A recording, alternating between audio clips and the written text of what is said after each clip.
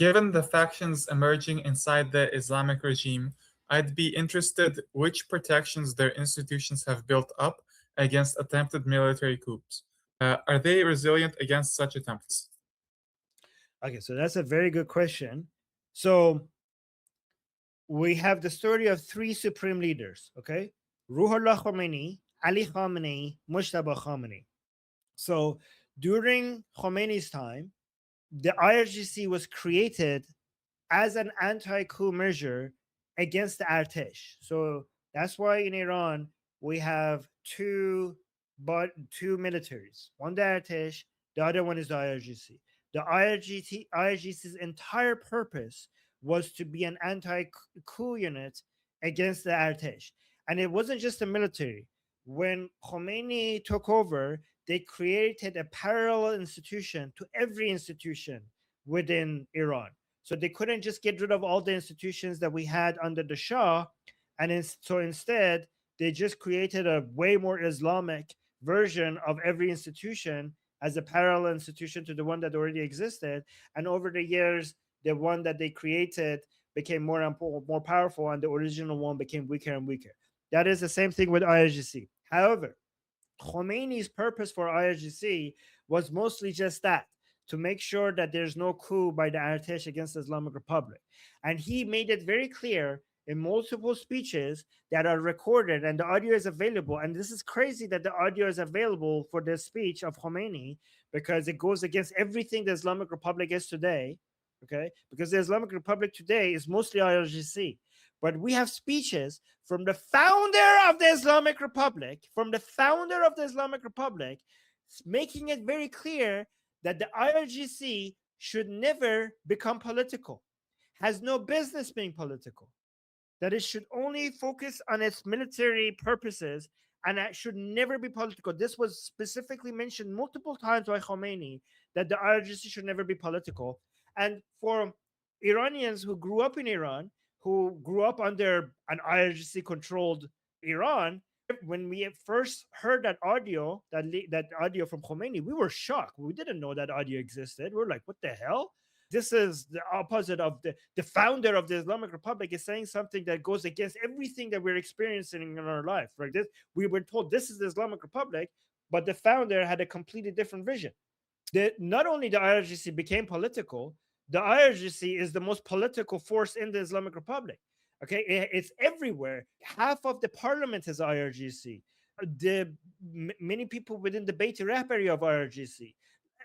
The presidency is now under the control of the IRGC. Every single institution of the Islamic Republic, it has people who served in the military under the IRGC are now politicians, are members of parliament and different places.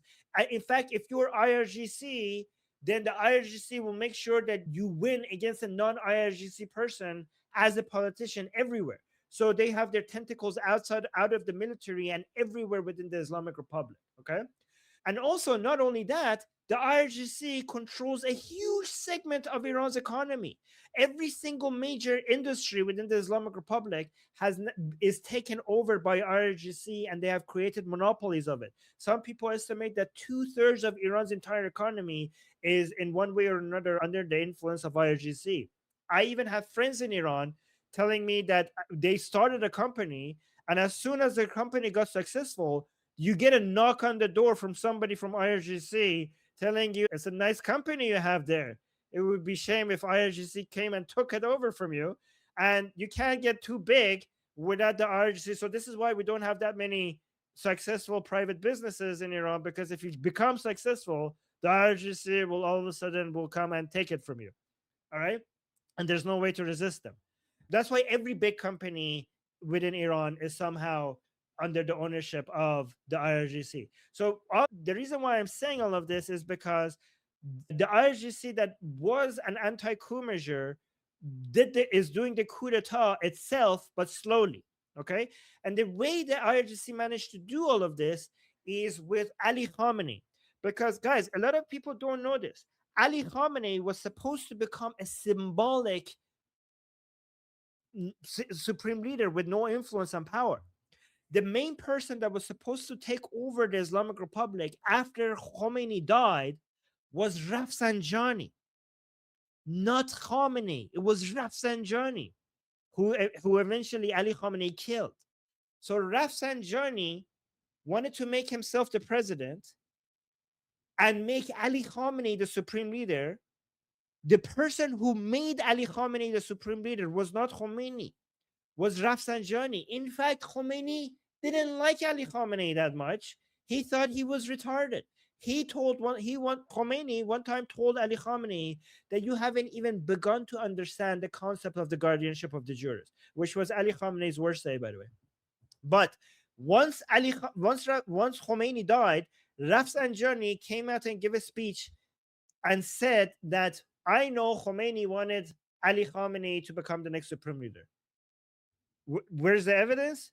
Trust me, bro. He told me. Okay. And he said, Khamenei, and there's a video of this. This is a leaked video. Okay. Nobody would believe this if this leaked video didn't exist. This video is from before AI, so we know it's real. Okay.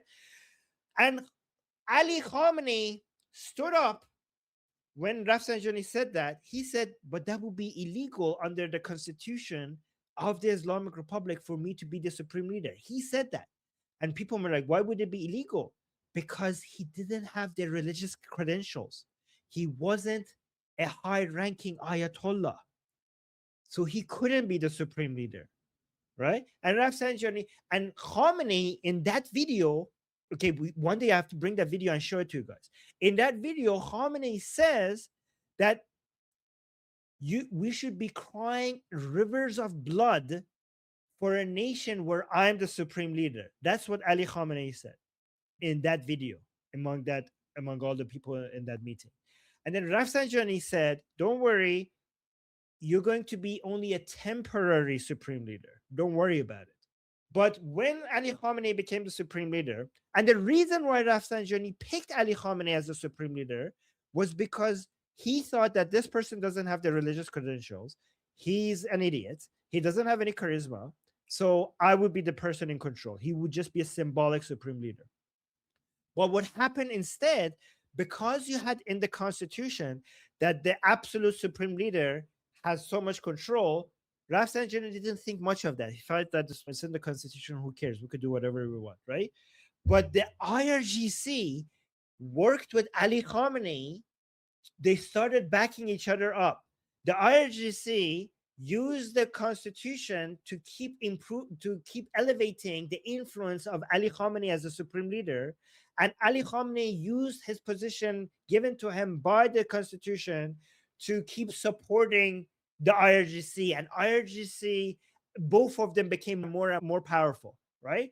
And that's why, and that Rafsanjani was sidelined and defeated by this union of IRGC and Ali Khamenei, and eventually he was killed in his own swimming pool. Rafsanjani was killed in his own swimming pool, right?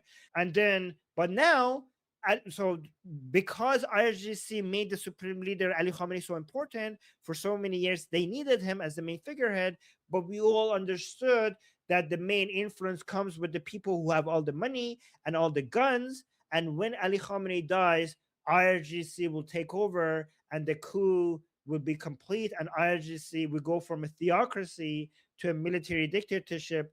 And this time, the IRGC is not going to repeat the mistake that Rafsanjani made. The next supreme leader will be more symbolic than Ali Khamenei, and IRGC will try to make sure that the next supreme leader cannot do to them what Ali Khamenei did to Rafsanjani. So the coup is now taking place, and now that's why IRGC, which was supposed to be an anti-coup measure, is doing the coup itself. All right. That's my TED Talk. Did I answer the question? Okay. Yeah. All right. Yeah. I think so. I have a couple of twos in the chat, but also you told Nail Bunny, you wanted Nail Bunny to say something about the UK. So I'm just wondering how much time do you have left? Oh my God. I have, okay, how about this? I have no time left because I'm supposed to be gone already. We should have done this earlier. How about this? Once I leave, I keep the recording going because I want to, oh my God, I don't know what to do. No, never mind. Nail Bunny will educate.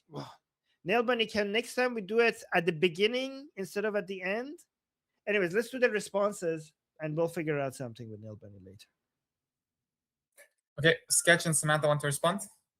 Quick, guys, I need to go. Should I go first? Yes, fast. Yes, Sketch. Thank you.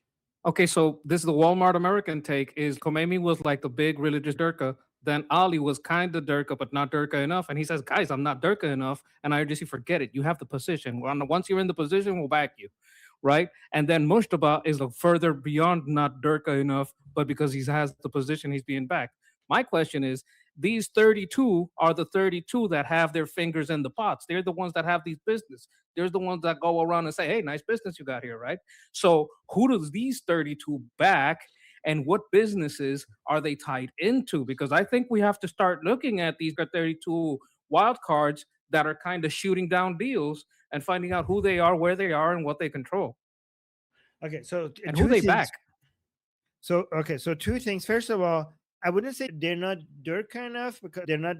It's actually very religious to say I don't have the religious credentials to have this position. That's a very religious, ideological, principlist position to have, but they don't have the credentials, right? You could be very religious, very principlist, very ideological, but you don't have the enough credentials within the Ayatollah circles to be a grand. You can't be just an Ayatollah. You need to be a grand Ayatollah. By the way, one thing else I need to remind everybody: Mojtaba isn't even an Ayatollah.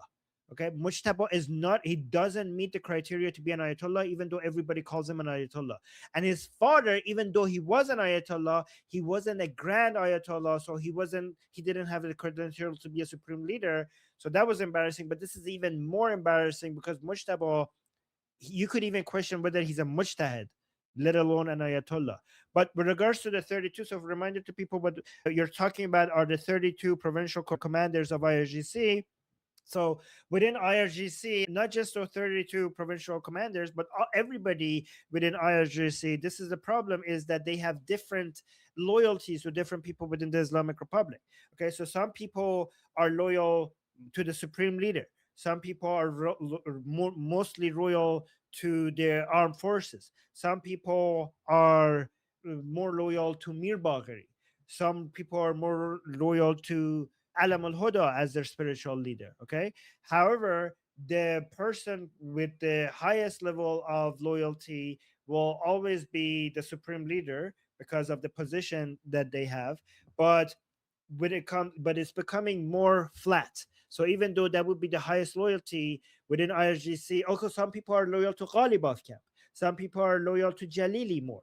Okay. So it's very divided, but the main person will obviously be Mojtaba, but the difference between him and other people is now less than what the difference between Ali Khamenei was and other people before. I don't know if that answers the question. But the guy you said nobody knows, isn't he the best candidate because anybody can apply their support and it's, oh, Mojtaba died, nobody knows how, or oh, it was on the way, that's why we were trying to help him, and all of a sudden they declared it dead, they killed him, whatever. Wouldn't the guy that has nobody knows him, anybody can apply their support to, and nobody's going to fight about it? Okay, but you mean RFE. The thing is that these, you can't, like, these people are not robots. Okay, a lot of these people's their loyalty comes because of the emotional ties that they have with these characters that has been built for years, right? It's really hard to build that emotional connection with this RFE guy, for example, just out of nowhere, right? You're not gonna. The reason why Mojtaba was like, you had a better chance with Mojtaba was because he has the Khamenei name, he's his father's son. So there's some that were like, oh my God, we had an old Khamenei, now we have a younger Khamenei. Wow. So there is some level of emotional connection that you could create there. With this RFA guy, it's really hard to recreate all of that. And also Ali Khamenei, when he became the supreme leader, he was already known because he was a president before he became the supreme leader. So many pro-regime Iranians already knew Ali Khamenei because he was the president, right? So that's the strength that he had. He, like, Ali Khamenei will never became as popular as Khomeini was, and Mojtaba will never become as popular as Ali Khamenei was. But if you have a no-name guy that most people even don't know, that would be even more difficult to create a sense of loyalty to that person. Okay, and Samantha, quickly before Emin goes. I was just going to say, of Khamenei and Khomeini, you believe both were true believers in terms of what they were doing? I think Khomeini was a true believer.